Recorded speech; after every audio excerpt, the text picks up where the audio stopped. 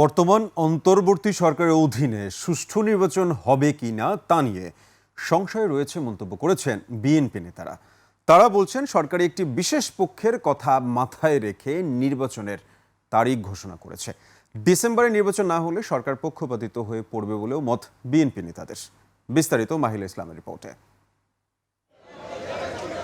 চট্টগ্রামে নিজ এলাকায় ঈদুল আজহা উপলক্ষে দলের সাধারণ নেতাকর্মীর সাথে কুশল বিনিময় করেন বিএনপির স্থায়ী কমিটির সদস্য আমির খসরু মাহমুদ চৌধুরী। এ সময় আমির খসরু বলেন, বর্তমান সরকারের অধীনে সুষ্ঠু নির্বাচন নিয়ে সংশয় রয়েছে।